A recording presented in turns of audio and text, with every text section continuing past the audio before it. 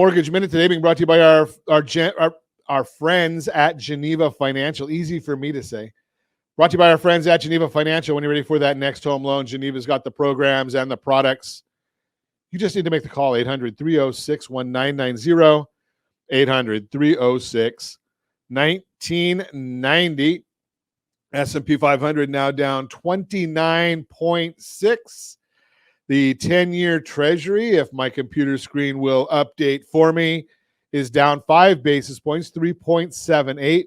Mortgage-backed securities are up 13 basis points, coming way back from their earlier gains. So we'll watch that one, find out what's going on in the marketplace. And every day at this time, OBMMI, they provide the most comprehensive, accurate, and timely interactive analysis of pricing ever conducted in the mortgage industry, calculated from actual locked rates with consumers across 35% of all mortgage transactions. Again, nationwide. So these are the actual numbers that were locked in on Friday. Yes, it was a shortened day, but these were the last numbers from last year. 30 years, 6.518. That's the conforming loan. The jumbo 6.707. FHA 6.418, VA 6.25, USDA 6.179. And as I mention all the time, the best one is the VA loan for those that actually earn it. So we kind of like that one there, but we did see the rates increasing a little bit over the holiday period. We started the week Tuesday, the 27th. We were at 6.485 and ended the week at 6.518 on the 30-year conforming. So, again, those are just numbers that you have to be real careful when you're dealing with numbers over holidays like that. And I'll explain that in a minute. But why are the markets doing what they're doing? Well, what is moving the markets? Again, Germany released their inflation reading for December, which came in much lower than expectations. Inflation in Europe is moderating, the same as the U.S., and they are starting to feel the effects of tightening and supply chain easing, but they are a bit behind us. As a result, European yields are lower, and so are ours in sympathy. Additionally, there was a recession warning from the IMF, the International Monetary Fund. IMF head Kristalina Georgieva said that 2023 will be a, quote, tougher, unquote, year than last year. She says that they expect a third of the world's economy to be in recession, and that even for countries that are not in a recession, it would feel like a recession for hundreds of millions of people. They did not include the U.S. in a recession, although they said it was on the verge. We believe we're going to head there. We've told you that, if we're not already there. And we'll likely get much more than a third of the globe in recession if that's the case, as the U.S. makes up a huge part of the global GDP. This news is helping bonds as things slow down when the globe is in a recession and rates do come down generally. Oil prices hovering around $80 a barrel, but in 2022, China purchased the least amount of oil since 1990.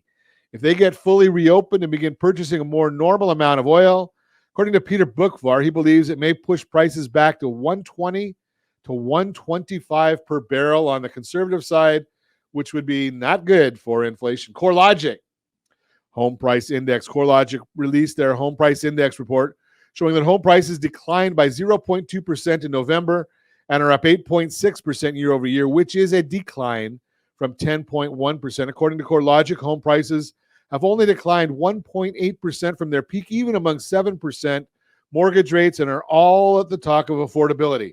So think about that. Interest goes up double, and interest rate and the home values that people are all worried about only dropped 1.8%. Okay, so that's not a huge number right there. CoreLogic forecasts home prices will decline 0.1% in December and rise almost 3% in the year going forward. This is important, although we are seeing some slightly negative readings month to month. They still forecast appreciation over the next year. We're kind of seeing the same things. Remember that 3% appreciation is still meaningful for wealth creation. If someone bought a $400,000 home, puts 10% down, that means their gain would be $12,000 in appreciation over the next year. Still some very, very significant numbers. And I wanted to get back. I didn't want to get away from this. Why do I tell you that you have to be real careful during holiday periods of volatility in markets? So we saw the interest rates increase last week. Well, whenever the market moves a little bit, when there's not a lot of buying out there, when there's not a lot of not buying, volume, I guess is the right term. When volume is low, the swings can be very exaggerated. So what might be a very small issue in a normal market when we've got normal volume, it does get exaggerated when the volume is diminished while people are on vacation. So as the markets start getting their volume back up this week, we'll start seeing a little bit more normalcy in the swings of the market. That is the Mortgage Minute, brought to you by our friends at Geneva Financial when you're ready for that next home loan.